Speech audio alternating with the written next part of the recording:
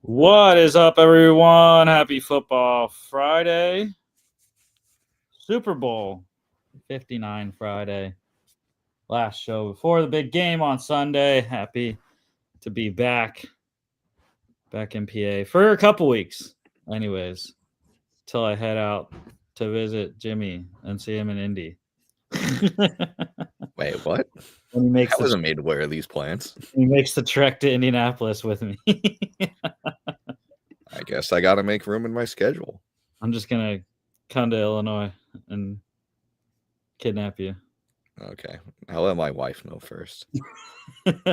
Honey, I'm getting kidnapped. I'll see you in a couple days.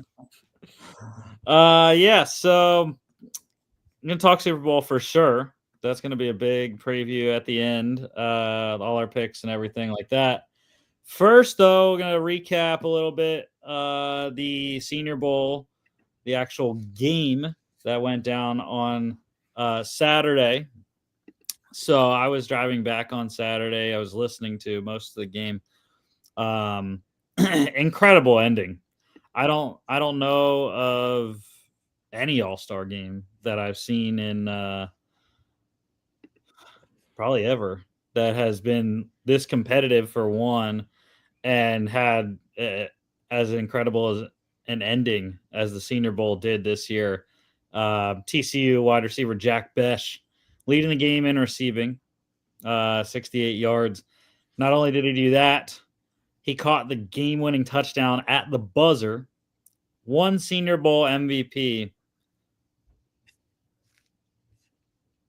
exactly 1 month after his brother Tiger passed away in the New Orleans terrorist attack on New Year's Day there. So, yeah, I mean, it was just, pretty God sent there that everything would come together like that at the Reese's Senior Bowl in Mobile. Like I said, it was just crazy, that he was the guy for one, and that it was exactly a month later after Tiger, and that everyone's wearing the Princeton number 7 patch on their helmet to honor Tiger and his life. So yeah, incredible what occurred at the Senior Bowl there. But into the rest of the game, I feel like it's always hard to evaluate quarterbacks in games like this. This is why the practices are so important for everyone, really. But I think even more so for quarterbacks because you only have so many snaps on offense, in a game. So it's tough to get everyone adequate amount of snaps, especially the American side, I believe, they had 4 quarterbacks. So even more so, it's like, dude, like, how do we get all these guys involved? And I mean, Seth Hennigan eventually became the guy. They were down, so he had to pass the ball, but efficient. Only missed twice, 85.7%, 132, and the game-winning touchdown to Jack Besh there.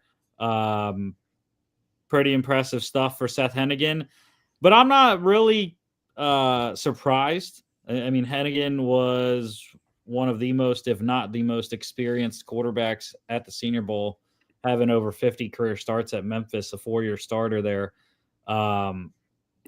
So, yeah, I mean, Hennigan was fantastic for the American squad there. I heard a lot of people liking Tyler Shuff in the game and all week. He was the national team quarterback of the week as voted by the defensive players, the DBs and the corners and safeties. Me and my colleagues that I talked to during the Senior Bowl, we didn't think Shuff really performed that well. We liked other guys on the national squad, Dylan Gabriel or Taylor Elgersma. But, who am I, right? I'm not the one that makes the decisions to draft people yet. So, anyways, Taylor Elgersma, the Canadian, Laurier College there, Laurier University, pretty solid. Didn't make a mistake like Shuff did, but Yeah, 57 yards there, 57.1%. Riley Leonard, the hometown kid, Fairhope High School, right near Mobile, or right in Mobile, I should say. Pretty good, 6'7", 54 yards. Jackson Dart struggled. Only 3 attempts, but just hit one for a big 39-yarder. Did have the best rushing stats of all the quarterbacks, 4 carries, 10 yards, and he ran a touchdown in. Did have a fumble on a strip sack. The national squad defensively was eating the American offensive line most of the day. And then Dylan Gabriel, 4 of 6, 28 yards. Jalen Milroe, lowest total there, 21 yards, 3 of 5 passing there. Again, Milroe was the guy a lot of people wanted to see going into this week or last week at the Senior Bowl. And I don't think he decreased his draft stock, but he had a big opportunity to shoot way up boards, and I just don't think he did. I don't think he took advantage of it enough, which not very good. But again, I think I said this whenever Milroe decided to come out. Is like, why? Like, he needed is the Anthony Richardson thing kind of all over again. You know, it's like, bro, you're not ready. You're not a finished product yet. Like, you needed at least one more year of college. And we saw it. We saw, you know, he wasn't the greatest at Alabama this year. Running wise, he was fantastic. Passing, Ollie Gordon, he was the leading rusher in this one, 33 yards on 9 carries, did have a 3-yard catch, and he threw the first touchdown of the game, a 32-yard touchdown throw to Iowa State's Jaden Higgins, who caught the touchdown on one of his 2 targets, 41 yards. The other side also had a running back throw a touchdown. RJ Harvey out of UCF for the American squad. He led them in rushing, 24 yards on 4 carries, 25-yard touchdown pass. That one going to Maryland's Ty Felton and Daquan Felton for the national team. He caught the lone non-running back touchdown pass from the national team quarterbacks from Tyler Shuff there. And defensively, I'm going to go with national team defense tackle Junior Tafuna out of Utah. 2 tackles, both of them solos, 2 sacks, 2 tackles for loss, and a fumble recovery. I got to give my guy a shout out though. My boy Olu Oladejo out of UCLA. He's an awesome dude. Pretty high spirited, but he had a hell of a day too. 2 tackles, both of them solos, 2 sacks, 2 tackles for loss. Really, I think he was one of the best, the guys that most increased their draft stock in Mobile last week. In a loaded class at the D-line position, it is tough to move up in the rankings this year at the edge and D tackle, but especially edge. But I think Olu did a great job in Mobile. All right. Nothing really breaking into the last, college football news. Talk Ohio State, Jimmy. Couple contracts getting done. Your boy, Coach Ryan Day, getting signed to a new 7-year contract extension through the 2031 season. He gets up to $12.5 million per year now. Buco Buck. Well, it's hard to say he didn't earn it after a great playoff performance. If you had told me this like December 1st, that this is his contract, I would have shoved a nail through my eye. But I mean, it's hard to say he didn't earn it. Now, let's have better regular seasons. Let's beat good teams in the regular season. I think that's the big thing for Ryan Day from here on out. But I mean, you won in an expanded playoff against really good teams. I mean, Texas, Oregon, Notre Dame, Tennessee.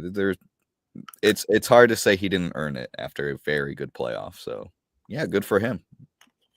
Can we write a clause in his contract says he has to give back $1.5 million every year if he loses to Michigan?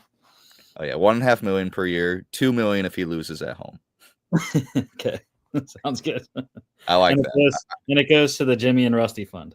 Let's go then. Get Jimmy and Rusty hired fund. Soon enough, we'll be the coach of Ohio State.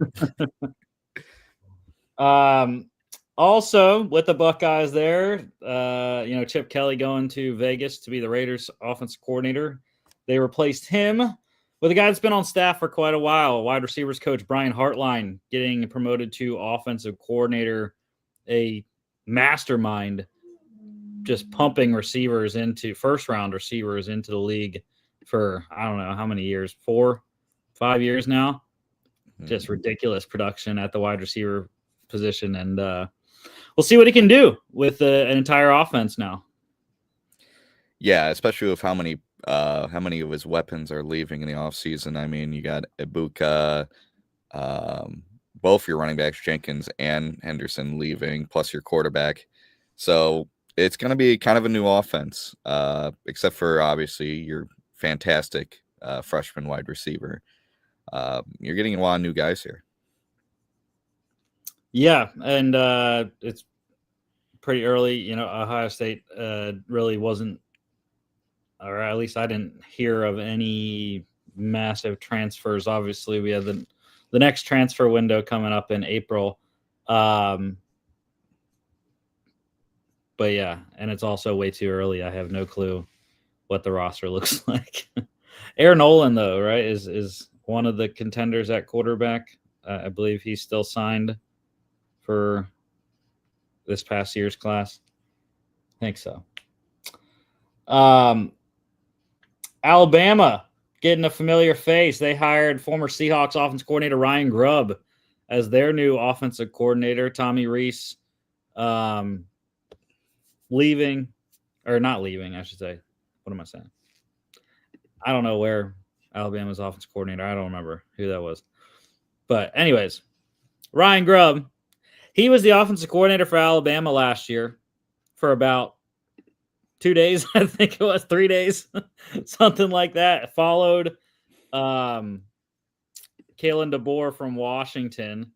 And then he's like, oh, yeah, I forgot something back in Seattle.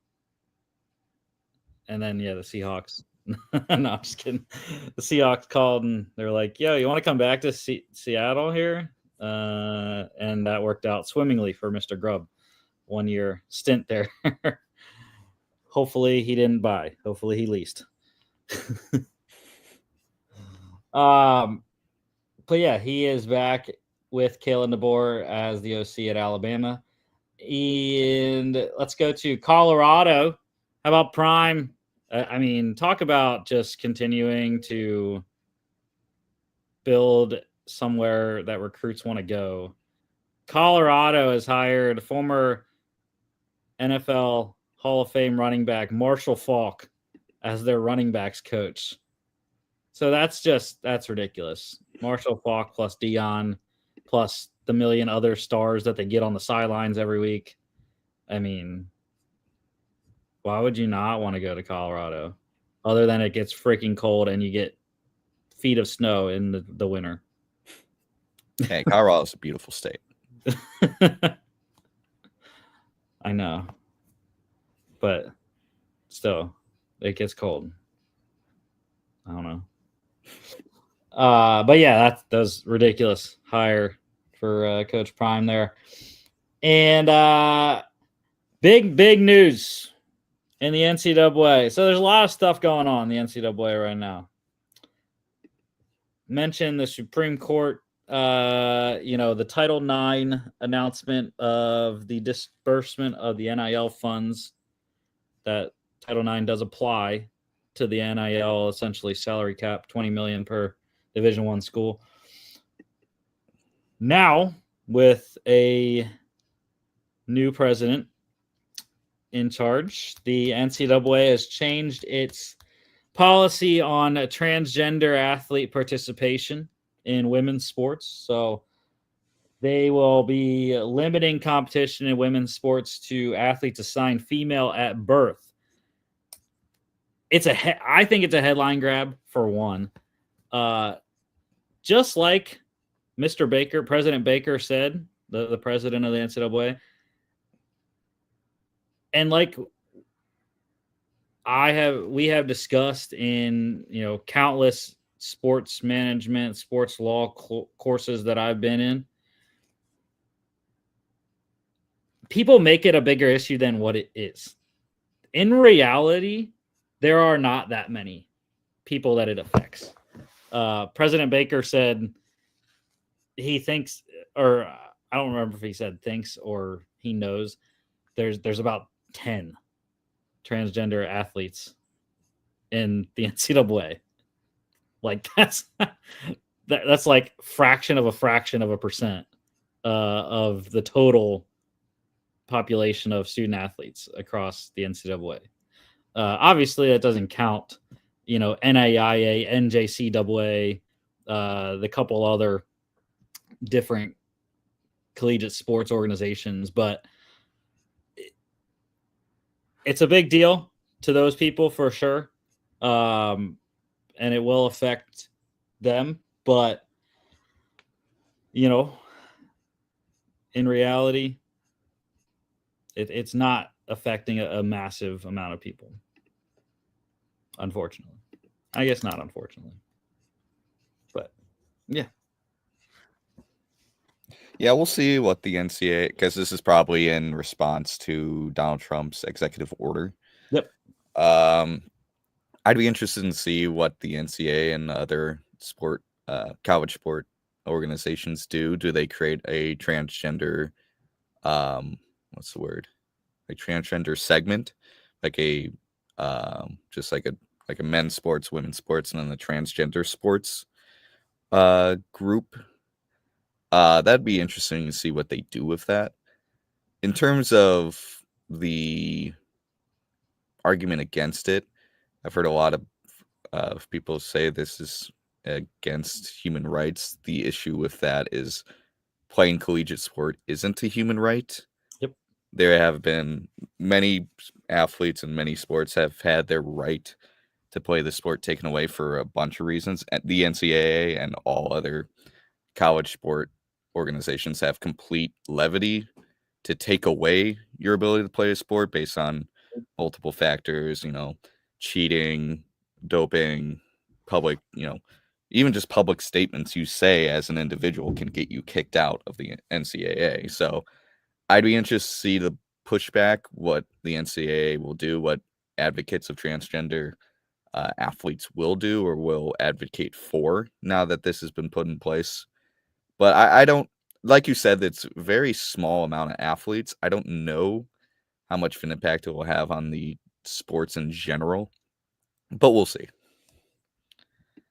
Right. And like with the thing you kind of said, it just wouldn't make sense because of the amount of people that it actually affects. It just wouldn't make sense because, well, what I read a little bit in that article was that there are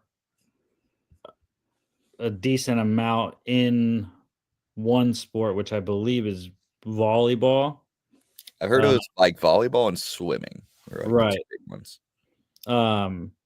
So I mean, if there are enough numbers in a certain sport, I could see that happening. But if those particular athletes are dispersed among multiple sports, it's like you can't. It doesn't even make sense.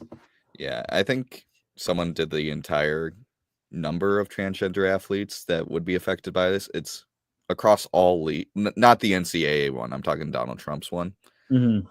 It's about 40 athletes in total, and this is across like high school and college levels. So, right. The one thing working against the advocates for transgender athletes joining these leagues is just there's just not enough to say that competition is affected by them being removed and placed back in their birth gender leagues. No. UFL news, big shakeup in the USFL conference of the UFL. The Michigan Panthers, they released quarterback EJ Perry. He was the starter for most of last year for Michigan.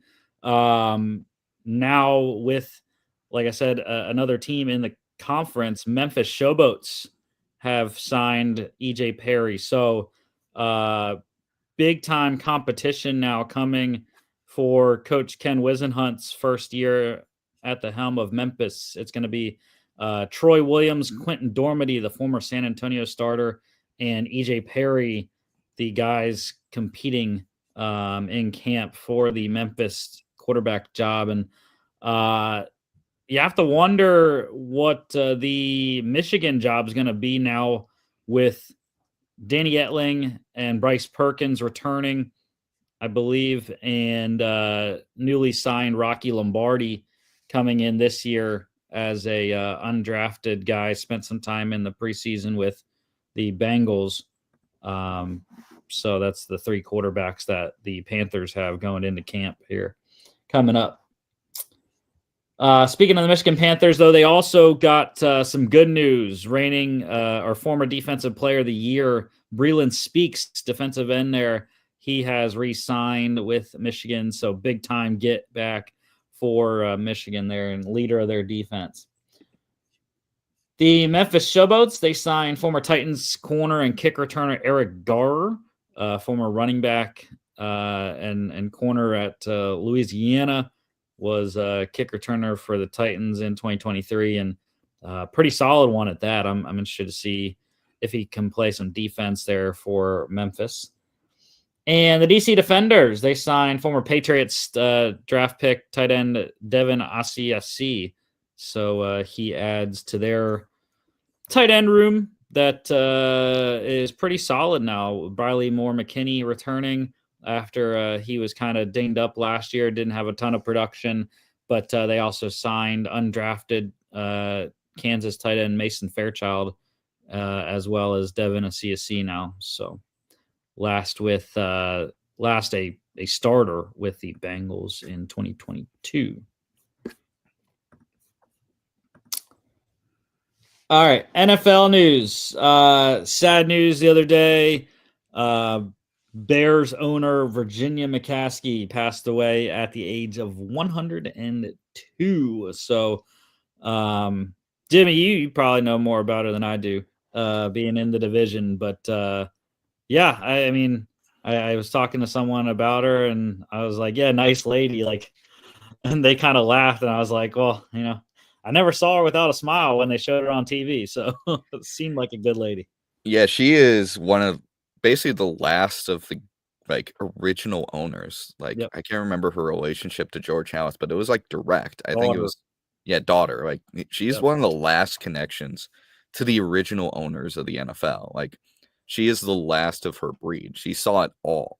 I mean, and that's probably the biggest thing to take away from Virginia McCaskey. It's just she was just the last of her kind. She got to see everything about the NFL basically evolve from its inception.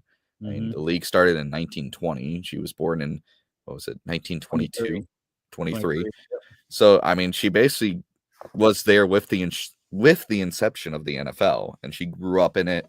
She's now owned the team for decades. I mean, she was in her 60s when the Bears won the Super Bowl in 1985, and she's been there all the way.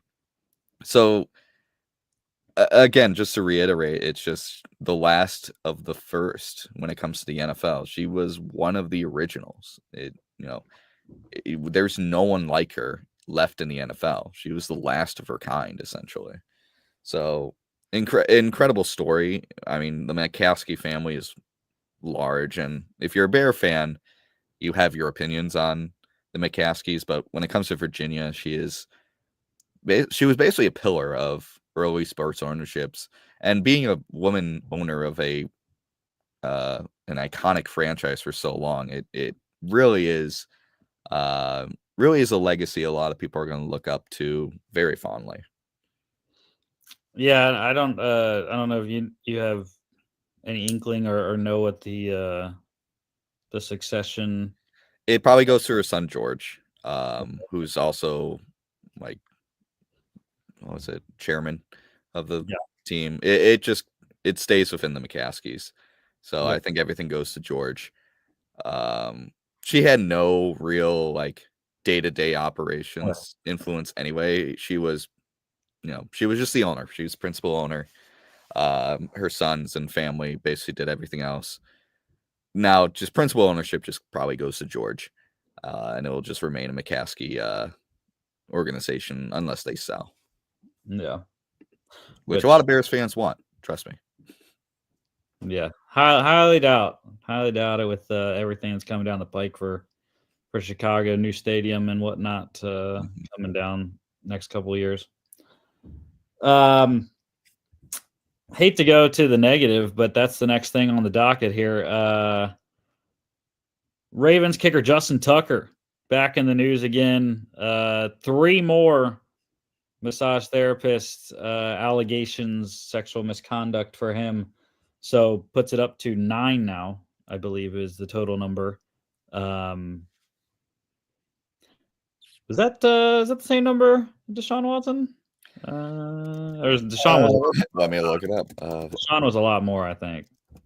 Watson accusers. 30 for Deshaun. Yeah, okay. So not even a third of the way there. He's got a little bit to go. Come on.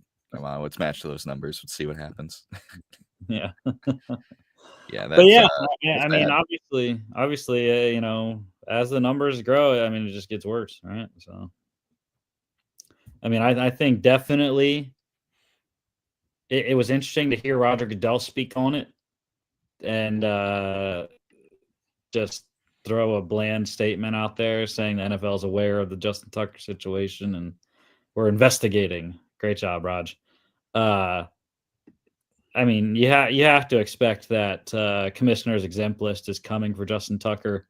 Luckily for Justin Tucker and the Ravens, though, we're at the end of the season, right? So they have all summer to figure this thing out and all off season. So the hope for the whole situation is that they do figure it out, one way or the other, and hopefully we see Tucker back on the field in the fall. But obviously, that's a long way away. Mm-hmm. I mean, especially after the season he had, I'm guessing they're going to be looking for his replacement very soon. This is probably just more of the impetus for it. Unfortunately for the Ravens, I do not believe this is a rookie kicker kind of draft. They gotta find a free agent, which let me look up NFL free agent kickers. Let's see who we got coming up. If they want to trade a second round pick for Jake Elliott, let me know. I wouldn't be too surprised. Let's see. I got it in front of me right now. You got Nick Folk, Matt Prater, old Eddie Pinheiro, don't take Michael Bagley, Joey Sly, Brandon McManus. That could be an interesting one. Oh, you know what though? I would not be surprised if the Ravens would move on for Tuck with the success of Brandon Aubrey. Mm-hmm. If they look at the UFL this season. That's true. There's not just Aubrey, but who's the kicker for the Lions again? Gates? What was his name? Yeah, Jake Bates. Yeah, Jake Bates. I mean, they're probably going to be watching a UFL season very closely, seeing what the kickers do. And I mean, again, you got 1, 2, 3, 4, 5, 6, 7, 8, 9 unrestricted free agent kickers. 2 of them are from Washington, so Washington isn't keeping both. You got Zane Gonzalez and Austin Seibert. When you look, I'll just tell you the kickers that are currently rostered in the UFL. You got Lucas Haversick, so NFL experience with the Rams there on the Renegades. On the Stallions, you have rookie Harrison Mavis, who was with the Panthers in training camp this year. Big leg there from Missouri. You got Matt McCrane. Matt McCrane's a guy I love, man. He had a great season last year for the DC Defenders. Actually, he only hit 80% last year, but the year before that, he was excellent. Still a good career guy, though. You got JJ Molson, the whatever it is, 9th generation Canadian maple farmer I love that story every time they say it. He's on the Houston Roughnecks. The Memphis Showboats, they have the veteran Matt Coughlin. Not really veteran. I mean, he's only been in football a couple years, pro football, but had a great year last year. Hit 16 of 18. Got BT Potter, second-year guy out of Clemson there for the Michigan Panthers. Donald De La Haye, destroying, is getting back on the field for San Antonio this year after the fractured neck ended his year prematurely last year. Rodrigo Blankenship back in action after a couple years off. He's with the St. Louis Battlehawks, and that's the guys currently rostered on the 8 teams in the UFL.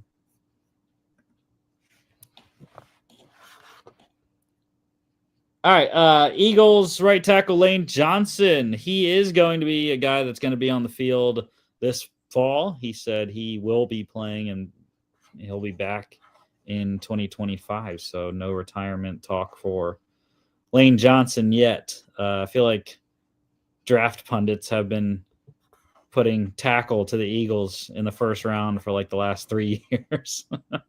They're like, they need to get a replacement for Lane. They need to get a replacement for Lane. Lane's like, I'm not stopping, bro. Like, yeah, but it is a deep tackle draft, so I wouldn't be surprised if Eagles did splurge.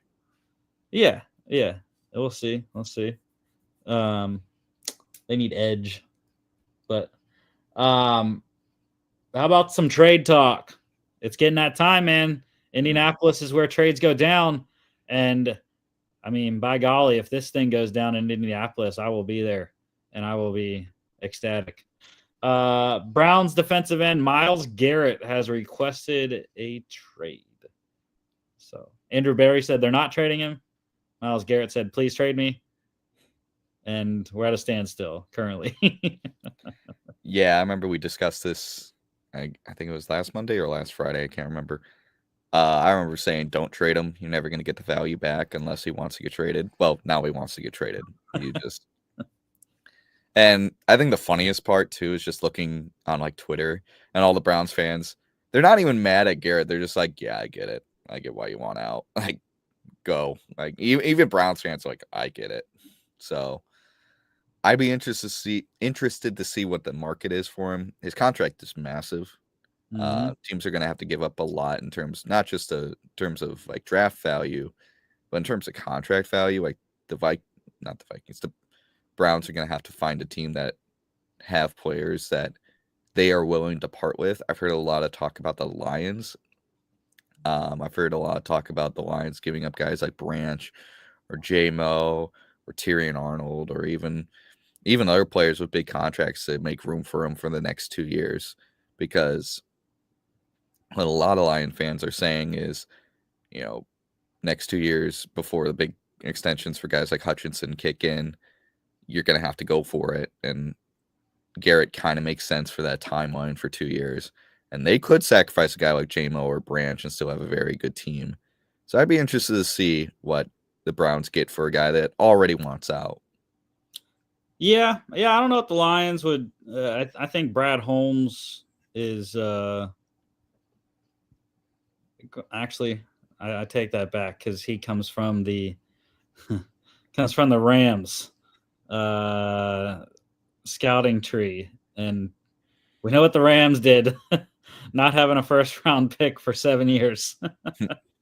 So I guess I shouldn't. I should take that back there, saying that the Lions wouldn't do it. But I just have a feeling that Brad Holmes, I don't think he would do it. I would not. I don't know. I'd be surprised. I think Brad Holmes really believes in his ability to draft and build from within and not take on big contracts. He seems like the kind of guy that would rather give big contracts to the guys he brings in the room, not guys that he trades for. Yeah, for sure. However, there's a guy in Philadelphia, Pennsylvania that loves to wheel and deal. So just saying. That would be very interesting. And they have enough players in draft capital to to make it happen. I mean, would you go with Jalen Carter for him? Because it'd probably have to be Jalen Carter. No. You'd be surprised, man. I mean, that guy's doing extension. They would use a package of picks. They would trade off the contract with sending Bryce Huff as one of the players. As that I don't think that's good enough. Hasn't worked out so far after 1 year. And we'd see what else. But anyways,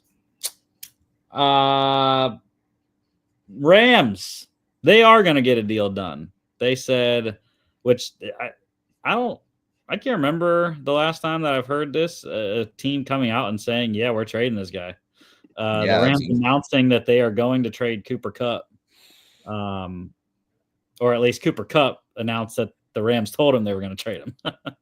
The Rams didn't actually say it, but so for Kupp here, it's $20 million this year, $19.85 million next year. However, the Rams can help the trade negotiations by paying his bonus. He's a $7.5 million roster bonus this year that's due.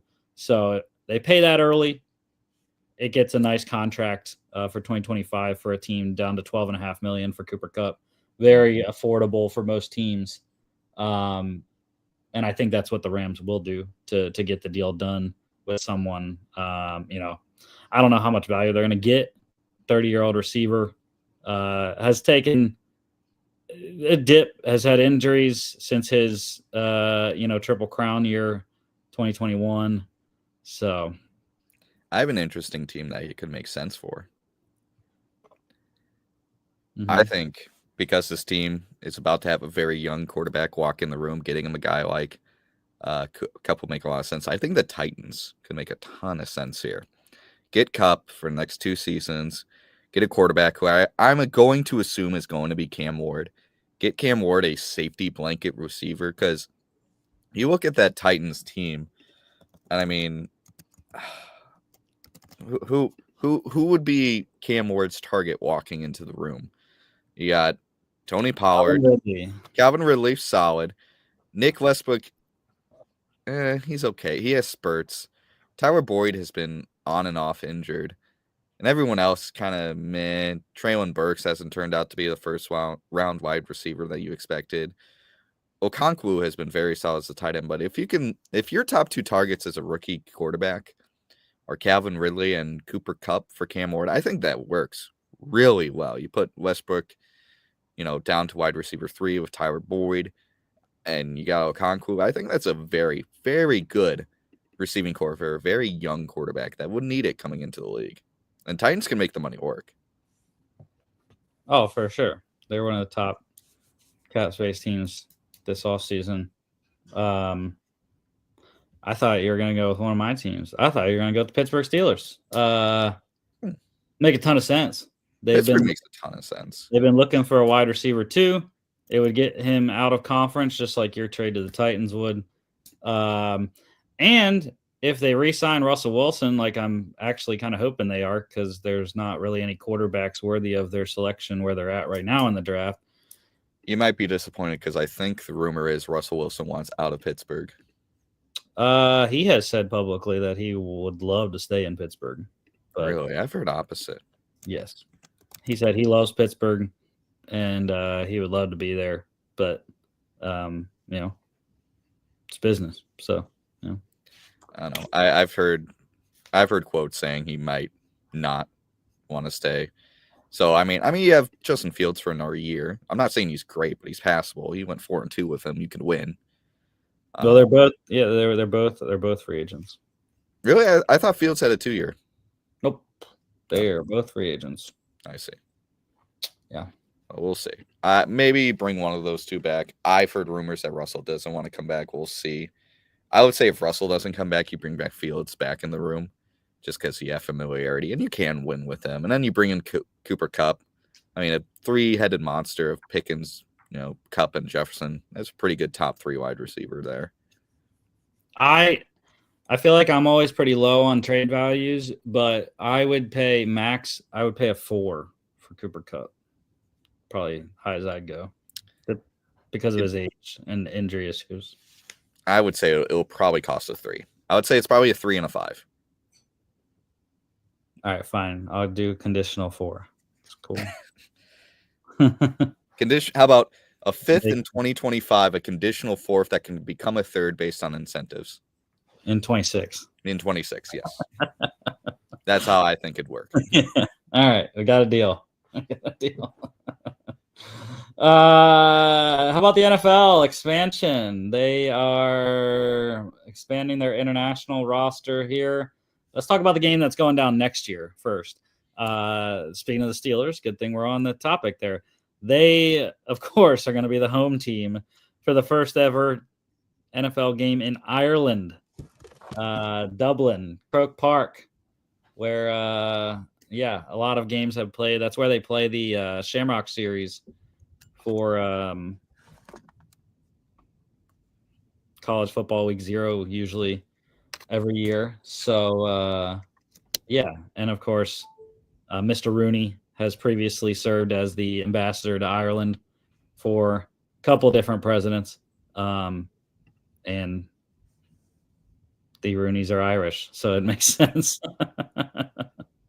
Who else would be the most like Irish team possible? I would say Patriots, just because of New England. Yeah, I guess. I don't know. I have no clue. Any team with Andy Dalton on it.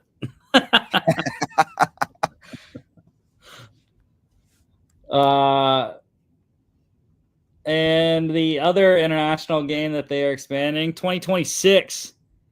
We're going down under. And the Rams will be hosting a game in Melbourne, Australia in 2026 season. That's going to be fantastic. It's part of a multi-year agreement, so they're going to play in 2026, 2027 in Melbourne.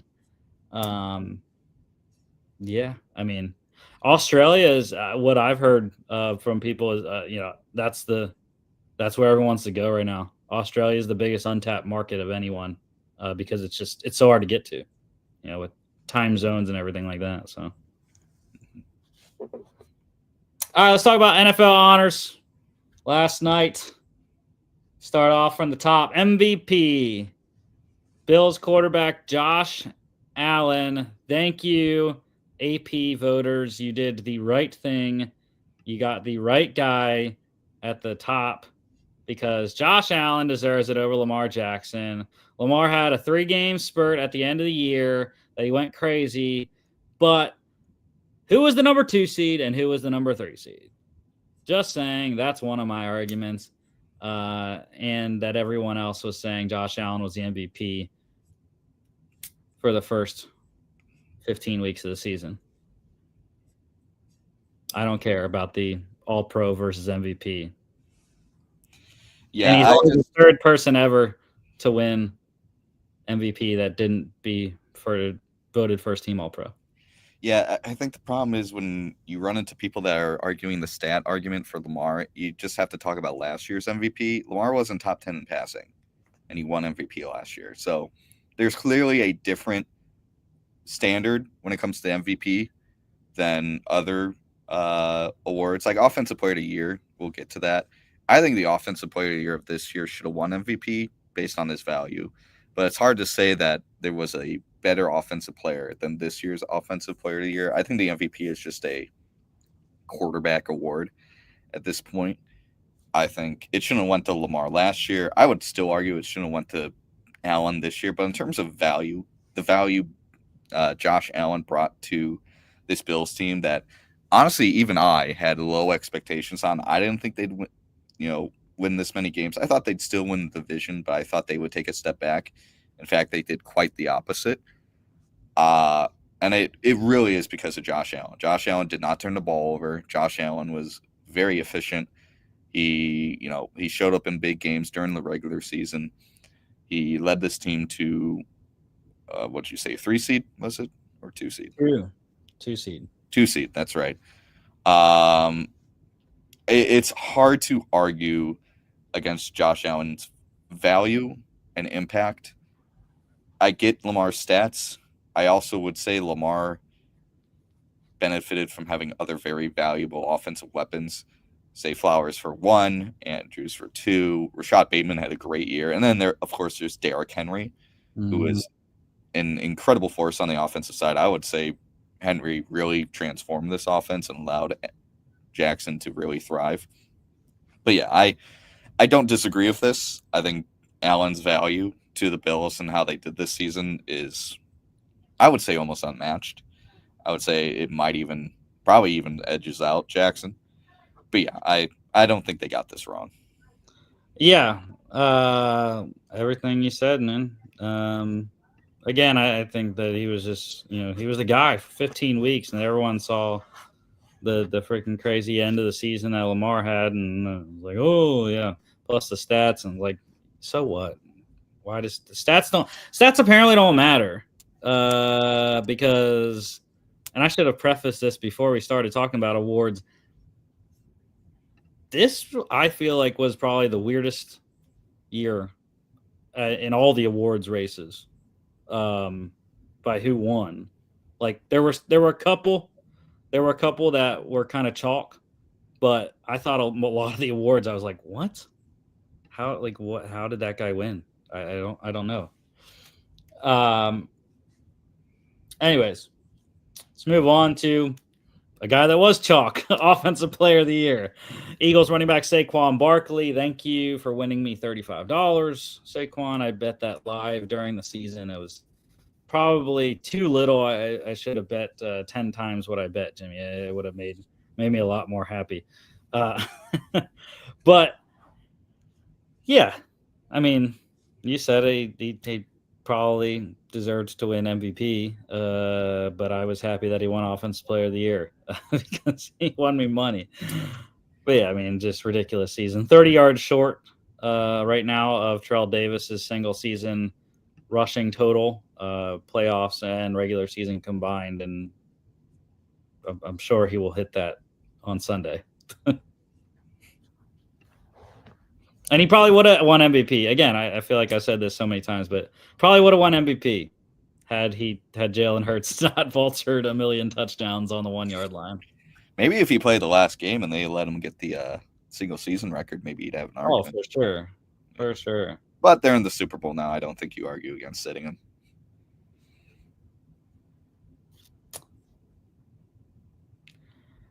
All right, let's go to the first one that I was like, bro, how did this happen? Defensive Player of the Year. Broncos corner Pat Surtain II. So the other finalists, TJ Watt, Zach Bond, Myles Garrett, Trey Hendrickson. Zach Bond led the league in tackles. TJ Watt led the league in forced fumbles. Myles Garrett led the league in tackles for loss. Trey Hendrickson led the league in sacks. Tell me what Pat Surtain led the league in, because I don't know. Defensive interception yards. Wow. Just because he had the 1 pick six. Cool. Yeah, I think the big thing that went his way was his pass coverage rating. His pass rating when passed to was 58.9, which was genuinely incredible. His average depth of target was 6.4. Again, I still would argue I had what's his name? I had Myles Garrett. I thought Myles Garrett had a great season following up last year's Defensive Player of the Year. I thought he had a good chance to go back to back.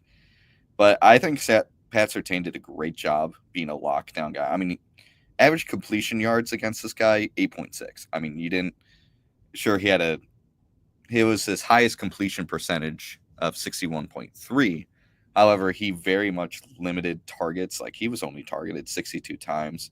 He didn't give up big plays. Passing rating when passing to him was in the basement. I disagree with you on this one. I think he earned it. I think he has had a great argument. I don't think he needed to lead the league in anything.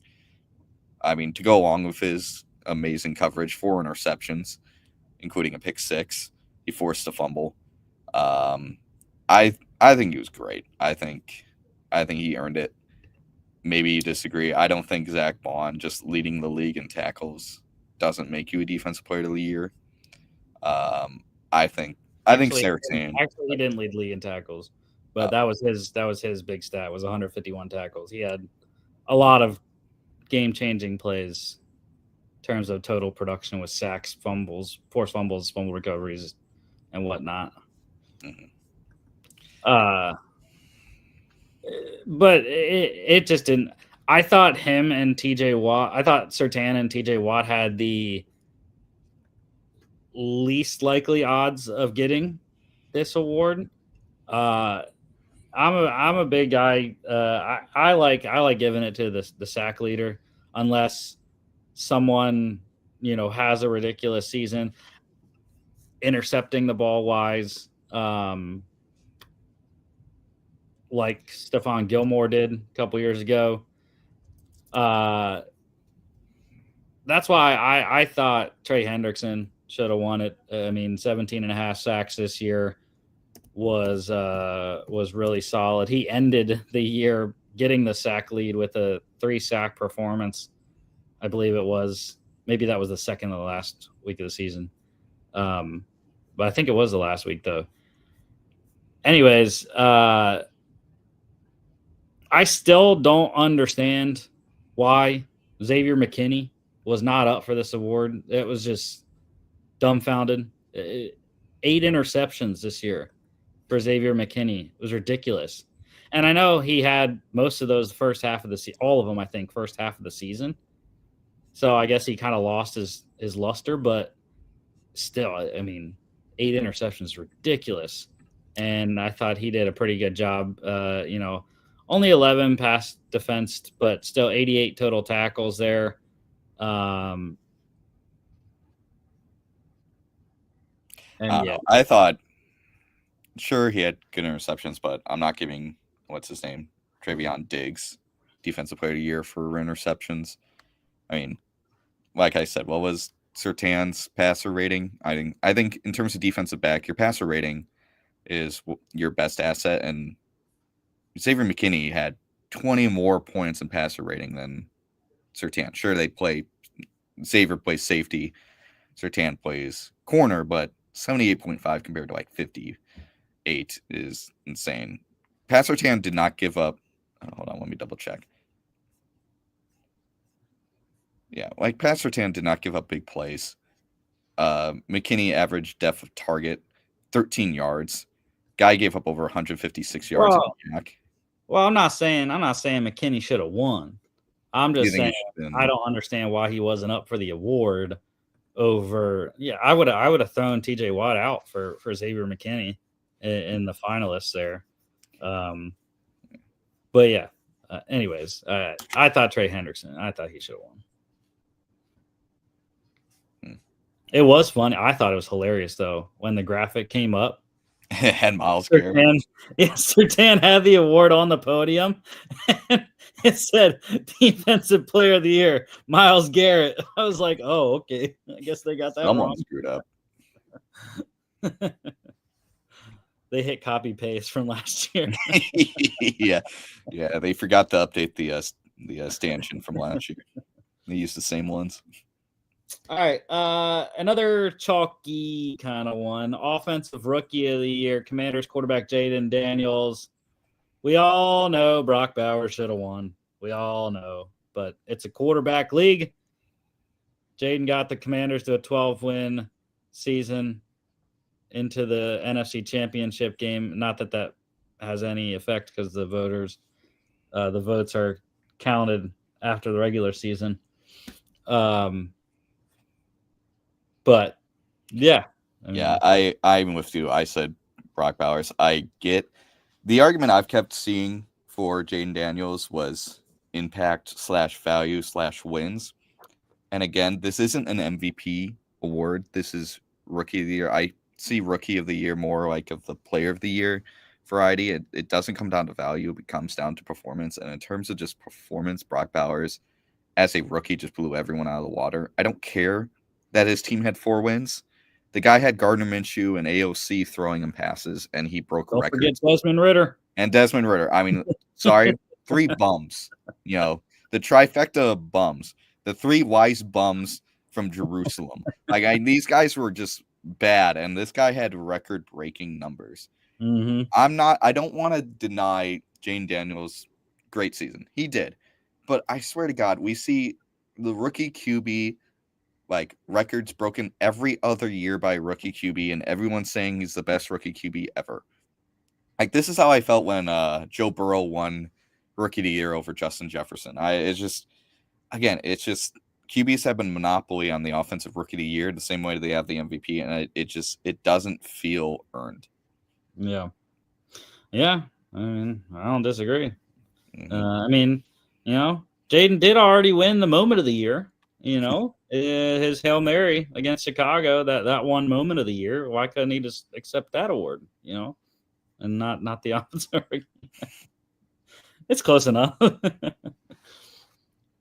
All right. Here comes the rant, Jimmy. Here comes the rant. Defensive Rookie of the Year. Rams defensive end Jared Verse. Okay. So, hell no, he shouldn't have won.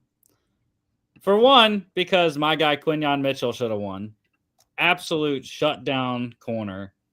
Now, the issues that I have seen in my defense of Quinyon Mitchell's candidacy for winning this one. I thought of Sauce Gardner was my initial thought on Defensive Rookie of the Year. Did not have as good of a season as Sauce did. 20 passes defensed for Sauce. I think Quinyon only had 11 or 13, something like that. Biggest issue I think people saw with Quinyon was the 0 in the interception column. Sauce only had 2 in his rookie year, but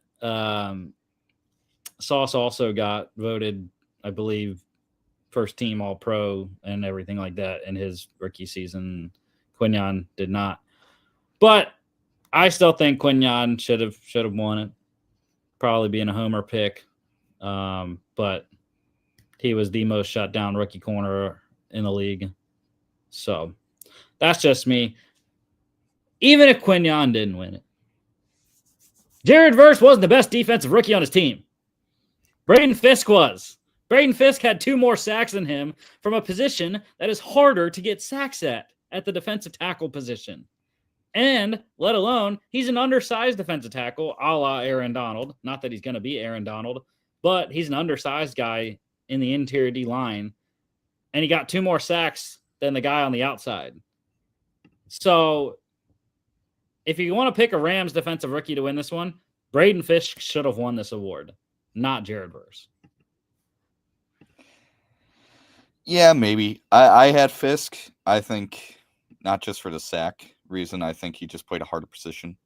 And he led all rookies in sacks, by the way, yeah. Braden Fisk. First did a good job of getting QB pressures. He had 33 compared to Fisk's 22. He had 22 more tackles on the season. But I also want to point out he missed less tackles and a less missed tackle rate than Jared Verse. He only missed tackles 13% of the time. Jared missed tackles 20% of the time. I think Fisk was just – I feel like he was more stay-at-home. I think he was more – what's the word I want to look for?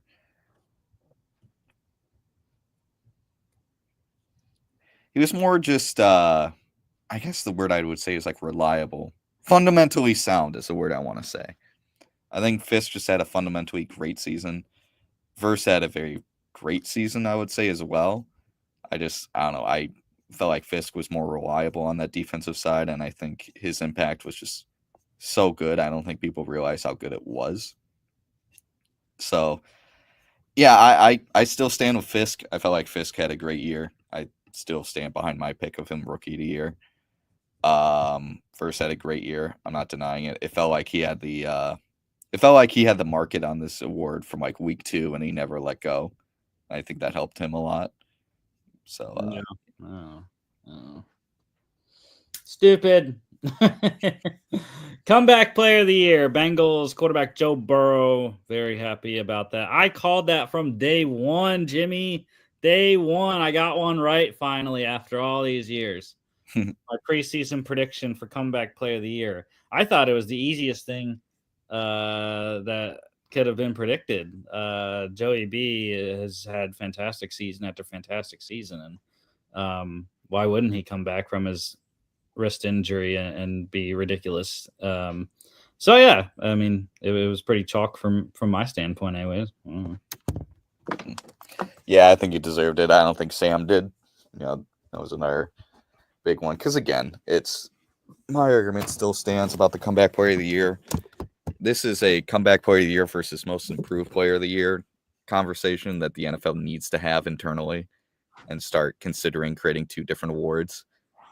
Yeah. But yeah, I think Joe Burrow deserved it, very obviously. I think Christian Gonzalez deserves some love as well. I think he had a great argument for it as well. Yeah, I didn't look at the vote numbers. I'm assuming J.K. Dobbins finished second, though. Mm-hmm. All right, coach of the year, your boy, Vikings head coach Kevin O'Connell. Woo! Still pissed. Why the hell has Nick Sirianni not been a finalist the last 2 years? Bullshit. But coordinator merchant. Anyway, AOC deservedly so, putting a great season together for many. Yeah. In terms of expectations versus what he was able to put on the field, I think that definitely gave him a leg up. A lot of people had this Vikings team as a 7-8 win team max, getting him, second best record in the NFC with Sam Darnold, and kind of a beat up team going into the season with guys, with losing Kyrie Jackson, losing Mekhi Blackman in the offseason, losing JJ McCarthy in the preseason. I know people are arguing that, Dan Campbell had a good year with a lot of injuries, but I'm going to say it. Coordinator merchant, the dude's a cheerleader. Let's not pretend that he didn't meet regular season expectations. Everyone thought the Lions were going to be good. He was good. Let's not pretend like he blew anyone away. And I know it's a regular season award, but what the fuck was that performance in the playoffs, dude? I know it had nothing to do with voting, but what the hell was that? Mr. Cheerleader, all you did was cry on the sideline. Congrats, you showed that you were saddened by losing, but you should probably won. With the talent you had, you clearly out-talented, even with all your injuries, you out-talented the Washington Commanders, and you clearly did not win. So, yeah, give me a break. Vikings preseason predictions: Jimmy 8-9, 5-12, 5-12. Yeah, so I felt like I was on the upper end of positive. I feel like that was the range for Viking records. If you go around the league, I feel like you were low, I was high, and I would be shocked if anyone won above 8 or 9. All right. Assistant coach of the year, Lions offensive coordinator Ben Johnson. That was another bullshit one. I'm being a homer. Vic Fangio should have freaking won it. The ridiculous job that he did after the Eagles bye with this Eagles defense to get them to be the number one total defense, number 2 scoring defense in the league. It was just a masterful job for Vic Fangio, and look where they're at right now.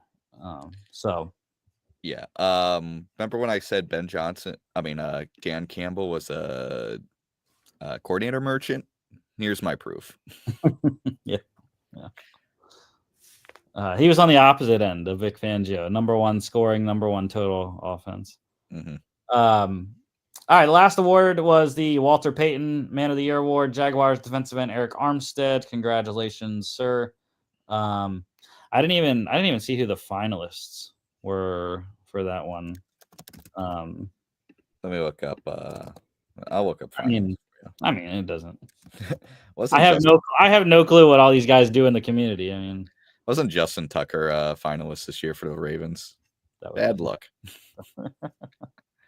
Let's see. Oh, I got him in front of me. Trey McBride from Arizona, Grady Jarrett from Atlanta, Roquan Smith from Baltimore, it wasn't Tucker. I was joking. Deion Dawkins from Buff, Thielen from Carolina, Andrew Billings from Chicago, Orlando Brown, Cincy, Denzel Ward, Cleveland, Zach Martin, Dallas, Alex Singleton. So they don't whittle it down. It's just all the guys from. Yeah, there's one per team. Singleton. Yeah. I don't know why I thought they whittled it down to like how they do all the other awards where it's like 5 guys. No, everyone is a finalist. You know, CJ Ham from the Vikings. Sad to see him not win. I thought he was great. Your guy Brandon Graham for Philly. He was your finalist. Yeah, yeah, he's a great presence in the Eagles in the Philadelphia community. Mm-hmm. All right, last thing from last night's 2025 Hall of Fame class. The smallest in 20 years. And I saw the list. I was like, did Adam Schefter forget like 3 guys or like what? I was like, what is happening? Four guys in the 2025 class. That's wild. So defensive end Jared Allen. There you go, Jimmy. My first Viking jersey ever. Well Chiefs deserved. 2004. Chiefs 2004 fourth round pick, number 126 overall. Played with Kansas City 04 to 07. The Vikings 08 to 13. Chicago 14 to 15, and also played with the Panthers in 2015. Tight end Sterling Sharp, Packers 1988 first round pick, number 7 overall. Played with the Packers whole career 88 to 94. I got an Eagle in there. Corner Eric Allen getting in. Eagles 1988 second round selection, number 30 overall. Played with the Eagles 88 to 94. The Saints 95 to 97, and the Oakland Raiders 98 to 01. And then the last guy, tight end Antonio Gates, Chargers undrafted free agent in 2003. Played with the Chargers his whole career in San Diego and LA, 03 to 18, third year, or second year for Antonio Gates there. And by the way, Sterling Sharp was the seniors candidate there that got in. So Eric Allen, Jared Allen, and Antonio Gates, the 3 modern era guys getting in. So interesting. No coach, no contributor making it this year either. So yeah. But dude, I thought this was weird because I mean, obviously, I think we had all those guys making it. Actually, Eric Allen, I don't know if I had him in. We talked about guys like Luke Kuechly, Adam Vinatieri, a lot of other people talking about Eli and stuff like that. But yeah, I mean, I think we all had Gates and Allen and Jared Allen in, but bigger class usually when we were picking. But no, again, I think it sets up weird. I mean, 2026 is ridiculous, dude. Mm-hmm. They have to start having a massive class because of the types, the caliber of players that are coming down the pike in the next couple of classes, first ballot wise. So here's a big list of guys that could be next year.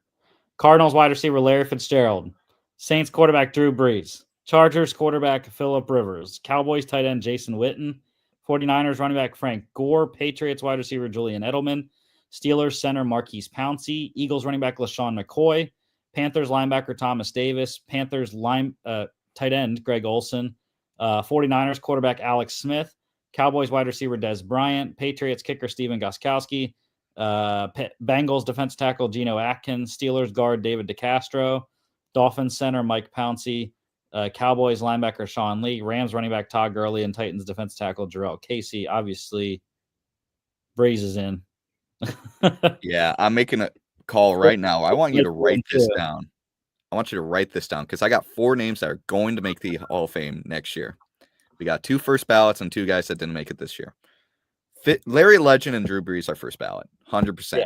I'm putting money on it, 100%. Next 2 guys, I think 2 guys that honestly have great arguments for being snubbed this year's first ballot.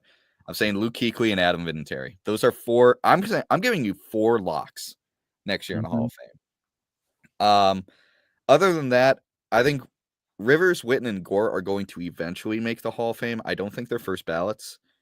I think for Rivers, he's got great longevity. He just didn't win, any like individual or team award throughout his career. Witten, similar. Frank Gore, honestly similar. I think Rivers, longevity. Yeah. That's his thing.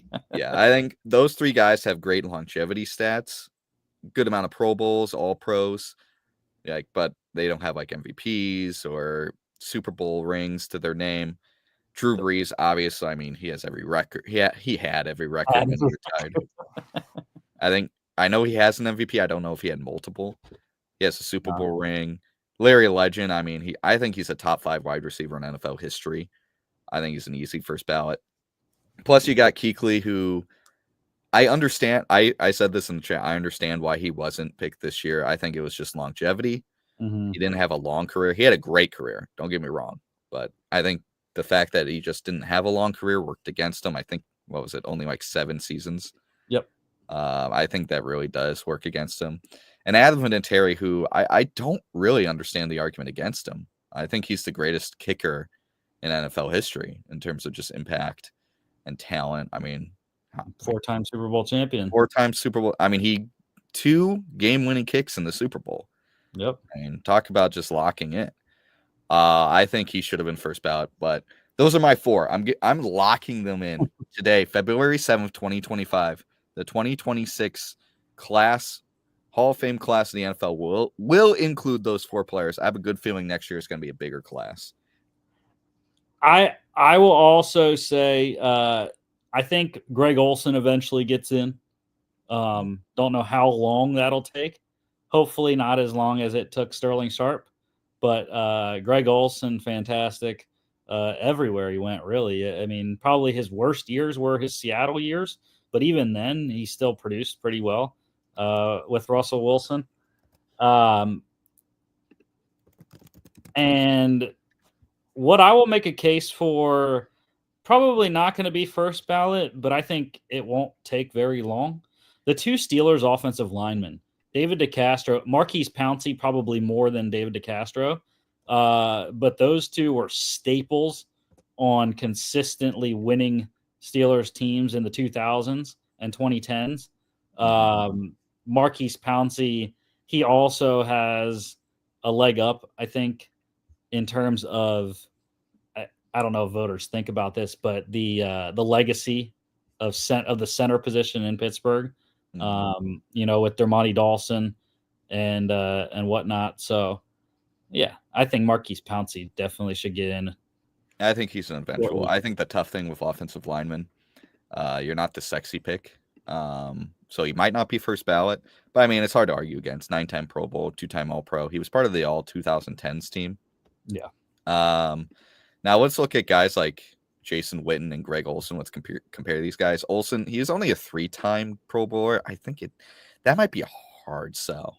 He had a good tight ends in that time frame. You're playing against Tony Gonzalez and freaking Jason Witten. No, well, yeah, but I mean, yeah, Jason Witten, same time. Antonio Gates, 11 Antonio Gates was in the same time, and yeah, I don't know. I think that'd be tough. I mean, let's just look. And then Travis Kelce came up in that time, around the end of that time period as well. Yeah, but he ended his career with less than 10,000 receiving yards and 700 receptions. I mean, Witten, again, let's go to Witten. 11-time Pro Bowler, 2-time All-Pro, Walter Payton Man of the Year, 13,000 receiving yards.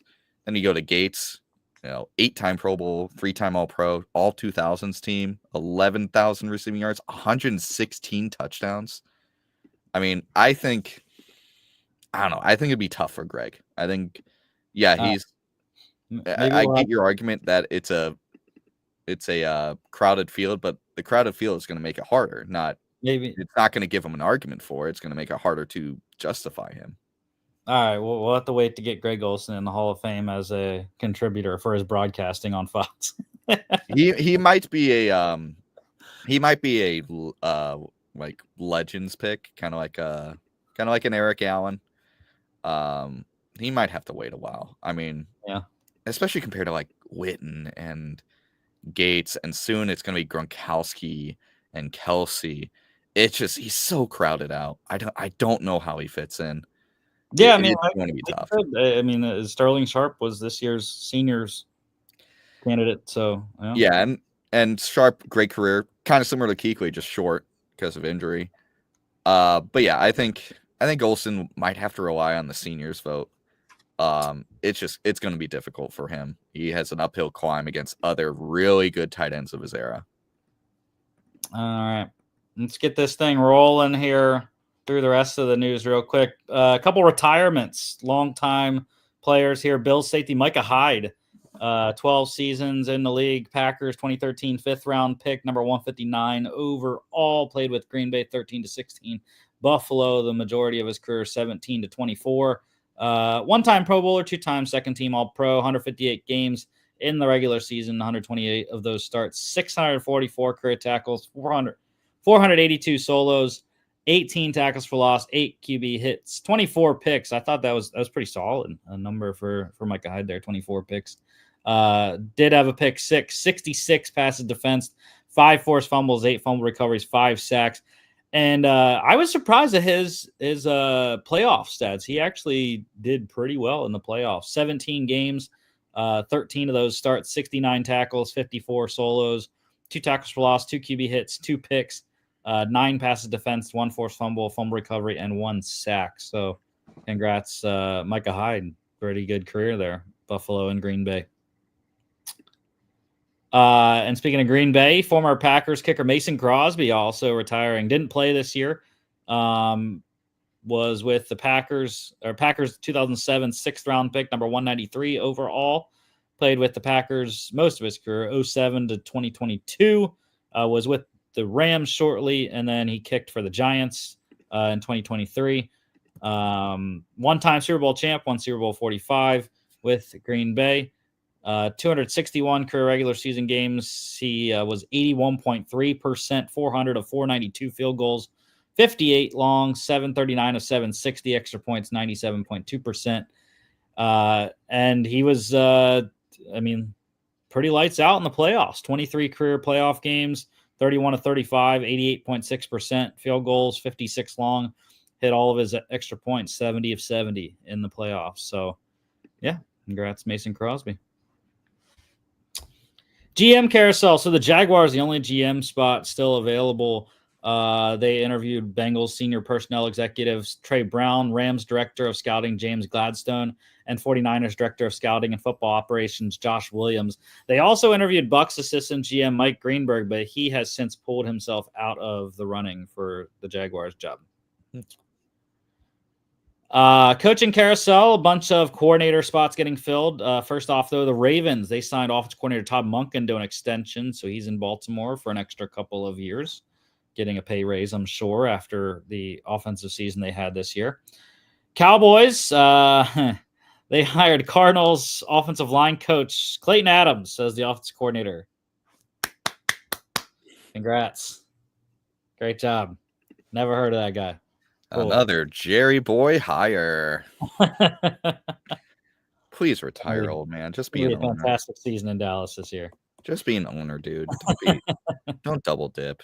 You're no longer a football guy in the clear. The Jets, Aaron Glenn got his OC, hiring his guy from Detroit, Lions pass game coordinator Tanner Engstrand as their offensive coordinator. Raiders, I mentioned this earlier, they hired Ohio State offensive coordinator Chip Kelly to the same position. Texans, they hired Rams tight ends coach pass game coordinator Nick Caley as the offensive coordinator. Jaguars, Liam Cohen getting his OC, hiring Vikings assistant offensive coordinator, assistant QB's coach Grant Udinsky as the offensive coordinator. 28 years old. I feel like shit, Jimmy. He is a wunderkind. I really wanted to keep him around. He is one of the big reasons why Sam Darnold had a very good year. Him and McCown are a great 1-2 punch in the QB room. I think this is a great hire for the Jags. That just they need a guy to get Trevor Lawrence to unlock his, unlock the talent that we all saw in Clemson. And Grant's going to be that guy. I mean, good hire for the Jags. I like Grant a lot. Maybe he's making a huge leap. Maybe he probably needed to be more of a full-time QB coach before he made this leap. But the kid's so smart, and the Vikings loved him. I hate losing him. So I'm very excited to see what he does with the Jags. At least he's out of conference for you there. Yeah, at least. The Broncos, Sean Payton got his guy, hiring Saints interim head coach Darren Rizzi as special teams coordinator. Of course, the Riz getting his time back with Coach Payton there in Denver now.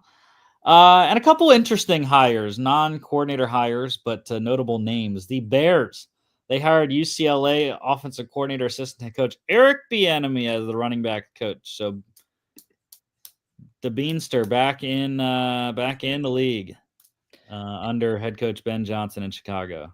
Yeah, and this makes a lot of sense. This is a guy that's really good with running backs. I mean, one of his first gigs in the NFL was making Adrian Peterson a Hall of Famer. So I think it's a need. It's a need in Chicago. It's a need. And with the Genti rumors, maybe there's something there. Yeah, definitely knows how to play the running back. Let's see what he did at Colorado.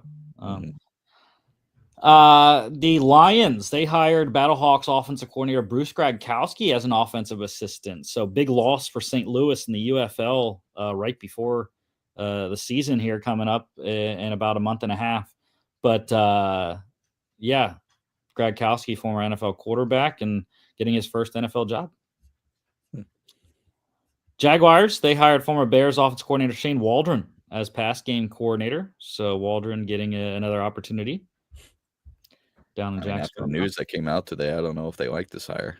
Did you see that news? No, I don't know. I'll just read a snippet of some of the article. Reportedly, before Waldron was fired, Cable Booms had to seek outside resources to review film because Waldron was not doing it with him. Williams even went as far as creating his own film study room to make up for the lack of coaching from Waldron. Well, yikes! Luckily, he's only in charge of the passing game now in Jacksonville, not the whole offense. Yeah, let's hope Udinski actually kind of forces him out of the way. The Lions trying to fill back in their staff. They interviewed former running back Darren Sproles for a role. So Sproles apparently has been getting some interest around the league for and in college for running back coach positions, but we'll see if Detroit brings him on there. Played with the Lions, I remember, for like a year. Can't remember. I don't know. And the Raiders, they hired Saints defensive coordinator Joe Woods to their defensive staff. So Pete Carroll building up that defensive staff there in Vegas. Pretty solid hire. Ins and outs for Super Bowl. So we don't have – I'm kind of surprised I haven't gotten more updates in terms of injuries. To be honest, I mean, this is probably one of the healthiest Super Bowls in recent memory. Not a ton of question marks coming into it in terms of starters. Obviously, there's some key guys that are on IR. Rashee Rice for Kansas City, Nakobe Dean for Philly. But Eagles left guard Landon Dickerson dealing with the knee injury that made him miss the second half of the NFC Championship. He said he's playing. He said in order to miss the game or get taken out of the game on Sunday, he'd have to be carted off the field. So I love Landon Dickerson. He's such a tough guy. I heard Cam Jurgens is questionable though with his back injury. He's going to play. That's just Coach Stoutland and that's the offensive line in Philly. That's their mindset. And yeah, there's really not any other injuries that I can think of. I know the one question mark is the tackle position for Kansas City. Will Joe Tooney play left tackle or will DJ Humphries? I'm assuming it's going to be Tooney. That's where he's played all postseason. So, all right, Super Bowl recap here. So, Jimmy, you were wrong, very wrong. You had the two teams in the championship games. I had them in the right seating too. You didn't put them in the championship game though.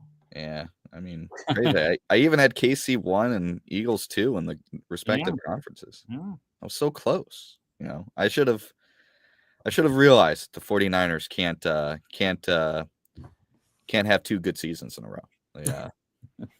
Injuries will always catch up to that team. This was mine. I also had the Chiefs 1, Eagles 2. However, I had the Eagles winning. because I knew they would. However, I know I'm going to have the wrong MVP. Saquon is going to win MVP. So if Jalen does, then I will be a mastermind. But and here's Logan's. He wasn't close. He was not close. We want to make fun of him for picking the Packers, but he picked the Dolphins to make the AFC Championship game. I think that's a bigger mistake there. Yeah. Yeah. We got the Chiefs in the Super Bowl. That was one thing you got right. Mm-hmm. We're looking on the bright side. All right, let's run through this real quick. Who has the edge here? We're talking special teams. This is, I think, one of the biggest toss-ups this year. Both kickers have struggled. Harrison Butker hasn't been the greatest after coming off of his injury. And we know what Jake Elliott has done. He's hit one 50-plus yard field goal, 1 of 7 from 50-plus, 0 for 1 in the playoffs. However, though, Jake Elliott's perfect under 50 in the playoffs. Mm-hmm. He has missed 3 extra points. I think he's 9 of 12 extra points in the playoffs, though. Yeah, I think this is pretty even because they're both evenly questionable right now. But I will give the edge to the Eagles special teams overall wise. I think Eagles are better in coverage. And I also think in terms of punt return, I can't remember who the Chiefs have at punt return, but I've been just waiting for Cooper DeJean to break one like he used to do at Iowa. So I love having Cooper DeJean back as punt returner. And I've been trying to think of who the punter is for Philly, and I don't know why I can't. I'm just totally blanking on who the Eagles punter is. But I like. Wasn't no, it was a guy who used to be a Bill. Wasn't Ariza or something? No, that's a Chiefs punter. Braden Mann. Man, that's right. Yeah. I like Braden Mann. He's having a great season. So I'm going Philly. Coaching. Go. You want to? I know you're going to go Chiefs. I'm going to say Chiefs. I think they have the head coaching nod. I think Reed is a better head coach, just based on his longevity and his experience. I mean, 2 straight Super Bowls. He's won 3. In terms of coordinators, I think Spags is so good. I think he's really overlooked somehow. I think Spagnuolo, the defensive coordinator for the Chiefs, is just incredible. I think he has the best defensive unit in the league in terms of just organizing his defense and just making more with less. I mean, the DBs and linebackers for the Chiefs just aren't game changers, but Spags really puts them in the best place. However, the Eagles, both their offensive and defensive coordinator and Moore and Vic Fangio, it's hard to argue against that 1-2 punch. I think in terms of total coaching, it's very close. I still give the edge to the Chiefs. I think at the end of the day, it's just how do you manage a game? And in terms of just being able to do it in the playoffs, Reed is just, I think he's the best. I think he's the best playoff coach we've seen in a long time. I'm going to give the coach's edge to Kansas City. I think him and Spags are great. I think they run a tight ship, and we've seen it for 3 years now. Yeah, I get it. I'm gonna go Eagles again. Surprise. Yeah, I mean, just look, Nick Sirianni's a winner, man. That's all he does. I believe he has it's something like the 3rd highest win percentage in NFL history. Yeah, it's crazy. Look it up. It might not be exactly right, but it's close. And the coordinators that he brought in, Kellen Moore, Vic Fangio, were ridiculous hires. Unfortunately, they're going to lose Kellen Moore. But, yeah, I think that what these coordinators have done with this team, they have all the talent. Everyone talks about talent, and it's like, oh, it's so easy. But really, though, it's tough to get all this talent together. to be on the same page. And when you look at the splits from last year to this year, it's big gap. So on both sides of the ball. So I'm going with Philly. That's fair. I think it's close. I think I give the edge to Andy. Yeah. I give the edge to Spags as well. But in terms of a full unit, Eagles have a very good full unit of coaches. Defense. Yeah, but I'm going with Eagles. This is a tough one. I think Eagles have the better players. I think Chiefs have the better system. I think, again, it's Spags again. Spags has an incredible system. He gets the most out of everyone. Not saying Vic doesn't. Vic also does. But yeah, I think this is super close. I think it comes down to who can break the system and who can, stop the talent. And it's so even here. I can't even pick a winner here. Right. I'll just take it by position group. So D line, I think the Eagles have that. Jordan Davis, Jalen Carter, Milton Williams inside. Now I know Jalen Carter's been limited this week with an issue, but Josh Sweat, they get Nolan Smith has been fantastic in year 2 this season. If they get Brandon Graham back, even just a couple snaps, I think that even adds more to what they have. They've got Jalix Hunt in a rotational role right now as a rookie. So yeah, I think D line, the Eagles have it as a total unit. Even though the Chiefs do have Chris Jones, George Karlaftis, Mike Dana, and those kind of guys. In terms of linebackers, I would go with Kansas City because of the Nakobe Dean injury. Zach Bond, fantastic defensive player of the year candidate. Oren Burks, though, not close to what Nakobe Dean gave the Eagles this year. Has played well since the Green Bay game when he first stepped into the starting lineup. Kansas City, though, Nick Bolton is fantastic. Drew Tranquil, I believe, is their other inside linebacker. So I would give the total unit linebackers to them. And then secondary, I think it's easy. Eagles win that battle easily. Chiefs very young on the back end. Trent McDuffie's fantastic. But the Eagles have, CJ Gardner-Johnson, Reed Blankenship, Cooper DeJean, Quinyon Mitchell, Darius Slay. That's the starting 5 in the backfield. And that 5 has been shut down. Mm-hmm. Yeah, I agree. I think McDuffie, I think he's the best DB on the field in this game. He's going to be. But in terms of a full unit, I think Eagles those 5 are hard to argue against. Playmakers. I'm going with the Eagles. I mean, you look at overall play. Saquon wins the running back by far. Wide receivers, the Eagles have the better unit between A.J. Brown and Devontae Smith. You want to add into Han Dotson, cool. And then tight end. Obviously, Travis Kelce wins that. But Dallas Goedert's having a hell of a postseason.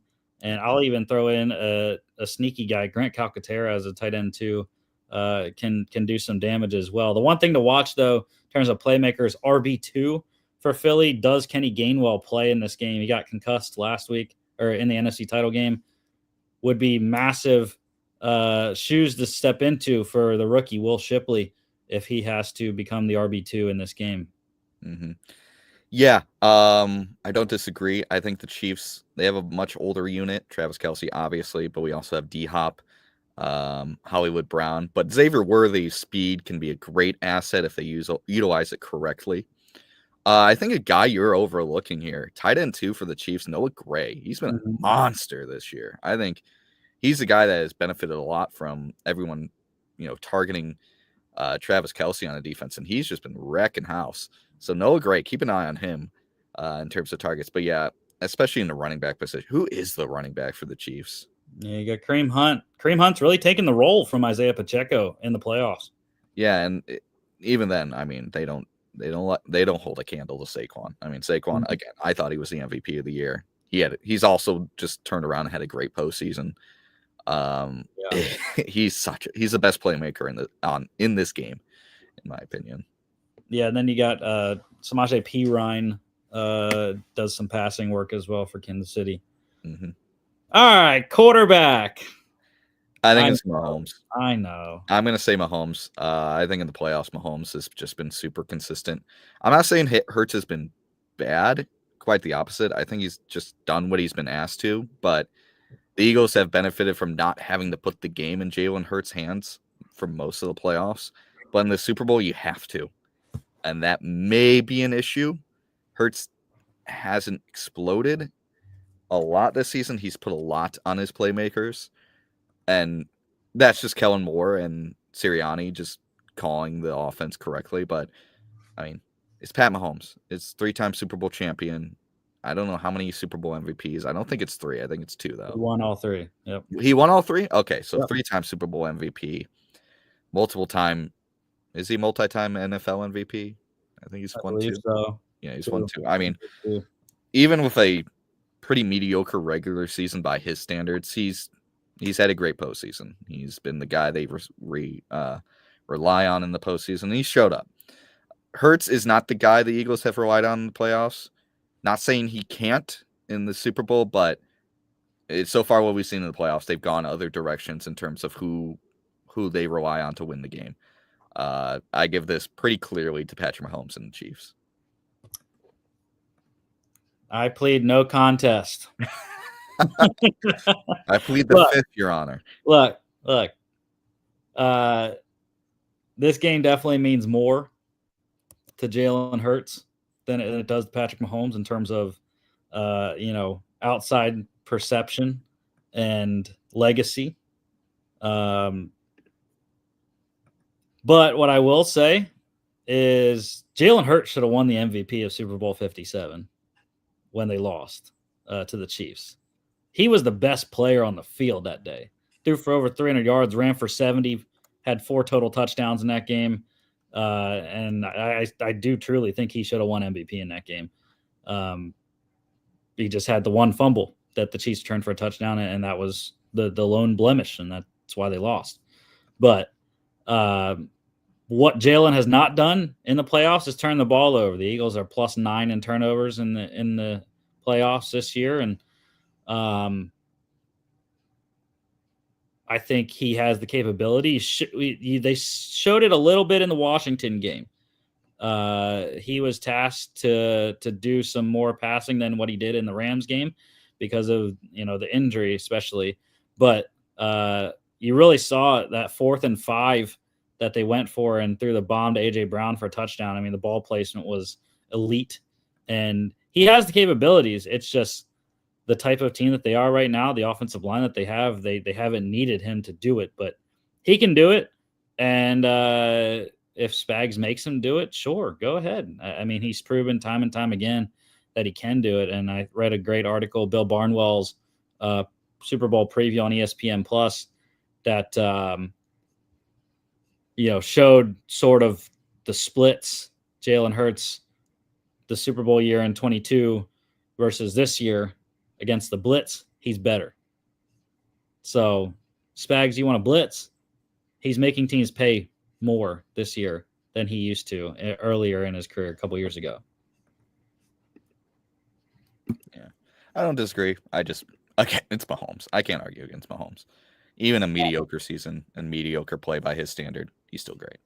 All right, we're going to go through this pretty quickly because got places to be, busy people. Anyways, Super Bowl X Factor. So Logan, he went with Chris Jones. John went with Nick Bolton. You gave me 2. You gave me 1 for each team. I'm going with Vic Fangio. Probably not a sleeper X Factor, but I think he is probably the most important person on the Philadelphia Eagles in this game. How can he call this game against probably the greatest quarterback in the NFL? Maybe ever. I know, Brady, but Mahomes is outpacing Brady already in everything.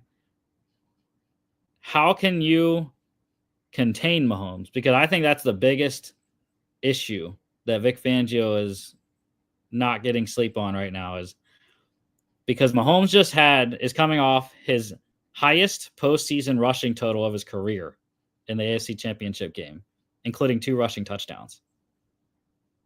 So I think containing Mahomes in the pocket, not necessarily rushing, because I think that's what the Eagles tried to do in 2022. I think they tried to rush and actually get pressure. But I think with the secondary that they have now, I think they can trust the coverage more than they could back then and just hold him in there, hold him in the pocket, make him get antsy, and let the guys work inside. Jalen Carter, Jordan Davis, and Milton Williams, and Moro Ojimo, another guy inside there. But yeah, let those guys work and just don't let them out. Don't let them run, because it killed them in Super Bowl 57. Also, motion killed them in Super Bowl 57. They played so much man, and the Chiefs took so much advantage of it, especially on the goal line. So we'll see about that. I'll talk about my picks. I think my picks are a reflection of what I think will be the X factor of the entire game. I picked your boy, the center for the Eagles, as the Eagles X factor. He's coming off an injury, or was an illness, something along those lines. Yeah, back injury. Yeah. Back injury. So, I mean, he's speaking of back, he's going to carry this offensive line on his back. Jurgensen is, basically his first year as Jason Kelsey's replacement, the Golden Boy's replacement. Can he be that guy, especially against the other X factor on this list, Chris Jones? Can you stop Chris Jones from getting up the middle line? Chris Jones has been a tear his entire career. He made his mark known in Super Bowl 57. And, they put him down in that game, actually. Jason Kelsey did a good job. He did. And we're going to expect Jurgens to do the exact same thing. And now you go to my Chiefs X Factor. This is my X Factor from the last Super Bowl. That's right. I'm going back with Jurgens as my X Factor for the Chiefs. Karlaftis. Sorry, Jurgens. Karlaftis, again, back-to-back X Factors for myself. Because what was his stats last Super Bowl? Let me pull that up real quick. That's right. George Karlaftis, 2 total tackles in that game. No sacks. He didn't play as well. And I think that's why this game went to overtime, because he didn't get to the quarterback. Oh, wait, hold on. That's Super Bowl 57. He didn't have a sack last time they played the Eagles in the Super Bowl. Only had 2 tackles. Mm-hmm. But you go to Super Bowl 58. Let me pull that up. I apologize to fans. I misread. You go last year. What did Karlaftis do? 5 tackles, 2 solo, half sack, 3 QB hits. He was an X factor last year. And again, with what I think is going to be a game that is going to be decided by the trenches, can Karlaftis go one-on-one against guys like Lane Johnson, and be that guy that can turn it up when Chris Jones gets doubled? He did really well last year against the 49ers. He didn't do super well 2 years ago against the Eagles. So again, this game is going to come down to the trenches, and that's why my 2 X factors are trench boys. Which team's trenches will hold up? All right, here we go. This is last. Repeat of the pick standings there. Logan's already wrapped it up over John with a 3-game lead there, but can always improve. Can get one more win here for the end. And here we go. Yeah, of course y'all would let me do this. All right, baby.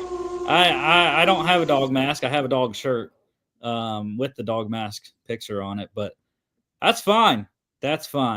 Philadelphia, we love being the underdogs. We got great fans like Mike Trout, Bradley Cooper, Kevin Hart. Those guys are all wonderful. We got the best GM in the league in Howie Roseman. And we got the best roster in the league and the best fans in the league. And they are going to swarm the Superdome. Saquon's going to run wild. Eagles are going to win. 28-17. I'm calling it a lower scoring game than most have it. A lot of people like some points in this one. I think the Eagles defense, what did they do this year? Number 1 scoring defense in the league. 17.6 points per game allowed. Chiefs score exactly 17 there. And they get enough offensively. They pick off Mahomes. Once I predicted that last time they played. It didn't happen.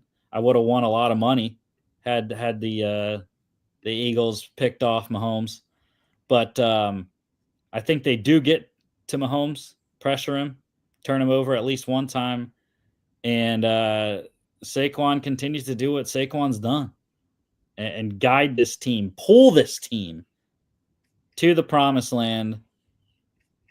They have the defense to do it.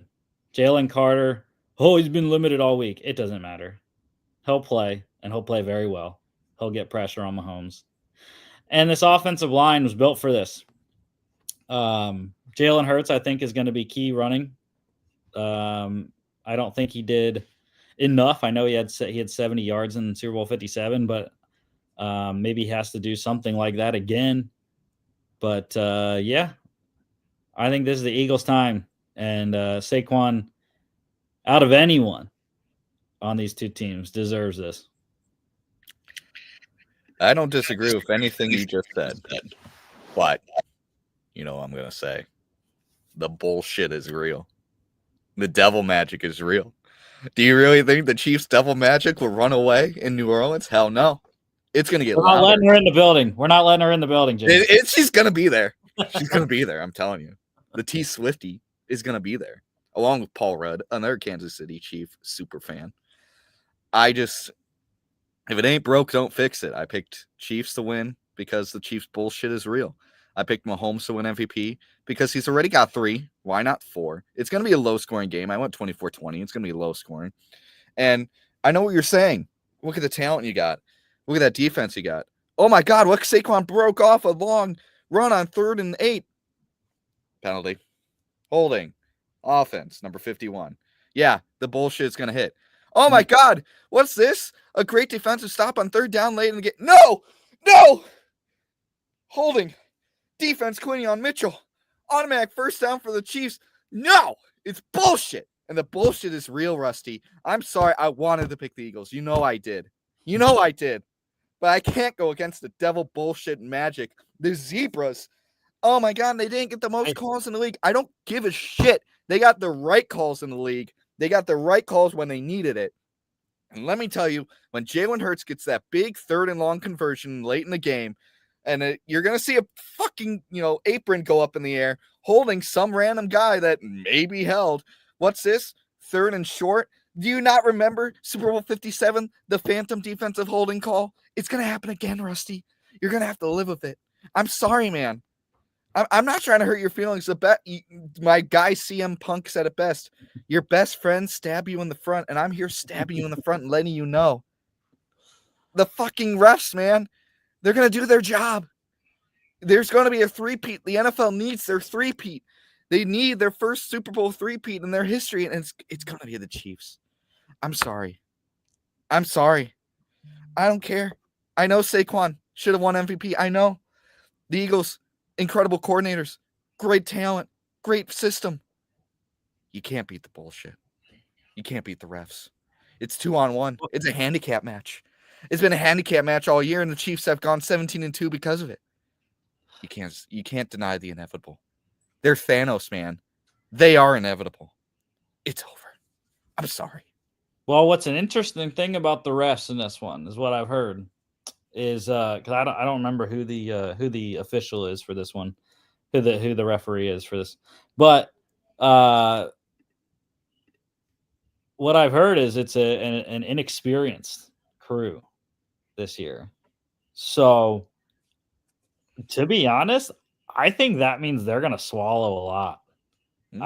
I think they are not. I think their inexperience on the biggest of stages like this is going to cause them to not throw flags. Whether I'm right or wrong, I don't know, but that's just the feeling I have. Plus, I don't have the stats, and I have no clue if I'm right on this, but it feels like you're talking about holding calls. The Eagles' offensive line specifically, I think is probably one of the least penalized offensive lines in the league. That's just my inkling. But Saquon does a great job of helping the O-line not get holding calls as well. He sets up his blocks very nicely with the way he cuts. So, yeah, I mean, I think it's always interesting who gets the ball first. That's it's like I kind of want to play defense because I want the ball in the second half, but at the same time, Gotta set the tone. do I really want to play defense and allow myself to potentially watch Mahomes go down and get a score? Especially when I have bets on Jalen Hurts first touchdown. You gotta set the tone, man. So, so prop bets real quick before we end here. Like I said, I love Jalen Hurts first touchdown. I don't know, that's something I have in my mind. Philly brotherly shove into the end zone. First touchdown is what I have in my mind. Also, by the way, you've been seeing me drinking this right here all show. Pennsylvania doesn't have this, actually. They do not have Gatorade betting color available on their sport. There's only like 4 states that have Gatorade betting. One of them, Jimmy, is Illinois. Ooh. Wink, wink, wink. I've never bet in my life, so I'm going to keep my money in my pocket. This right here. You're going orange? This is the color the Gatorade will be. I'm telling you. I have seen it, envisioned it, manifested it. It is going to be orange when they throw it on Nick Sirianni at the end. So I love orange. Love Saquon MVP. He's the second lowest odds. He's the I forget. He's like the first non-quarterback. It's the lowest non-quarterback odds on a team in forever, maybe even ever. To lead his team in Super Bowl MVP odds. And I think Mahomes' interception is a good one. That's probably around minus 110, something like that. And don't chase the Saquon yards. I know it's been hitting. He's hit 15 of the 19 games this year. Of 19 games he's played in, he's hit the over. But it's set at like 110 or 113 right now. That's just ridiculous in any game. I know it's Saquon. I know he's been ridiculous, but don't chase the yards. Chase the touchdown. I love Saquon anytime touchdown. I know the books are going to be really hurt if he scores. So please, let's crush the books. And other than that, I would look at Jalen Hurts. I love Jalen Hurts over passing yards. I think he can potentially put up some decent numbers, just like he did in Super Bowl 57. And Jalen Hurts rushing yards as well, I think, is a solid option as well. Samaje Perine receiving yards, he's hit on like 9 of the last 10, over 7.5 or 8.5, something like that. So those are some props I like. But go Birds, GEAUX Birds, because we are in NOLA. All right, that is the show. Long show. Super Bowl weekend. I'm so excited. Oh, I forgot to say. Chiefs -1. It is down to now, I believe. 48.5 is the total. Jimmy and I, we like the under. John and Logan are going over. 6:30 on Fox on Sunday. Next Friday, though, off-season week 1. We'll recap Super Bowl 59 on the Monday show. And next Friday we will be back. We'll be talking NFL draft order, since we'll have the full draft order there, and we'll do a season recap. Not much going on next Friday. We won't start our mock drafts, our 2-team mock draft shows, until the last show in February in a couple weeks when I'm in Indy. So that's when we'll start our mock draft series as the draft prep ramps up in Indianapolis NFL Scouting Combine. But everyone, enjoy Super Bowl 59. And once again, go Birds. Screw history. No one needs it. Screw the devil magic. And don't forget to follow us on all our social media at FA Podcast on Instagram and XFA_ bets on X as well. FAPodcast.com is a website. Check us out here on YouTube, Facebook, X, and Instagram, as well as TikTok. Don't forget TikTok at Football Addicts and Non, I believe, on there. I forget. as well as Spotify, Apple Podcasts, iHeartRadio, and we will see y'all back on Monday.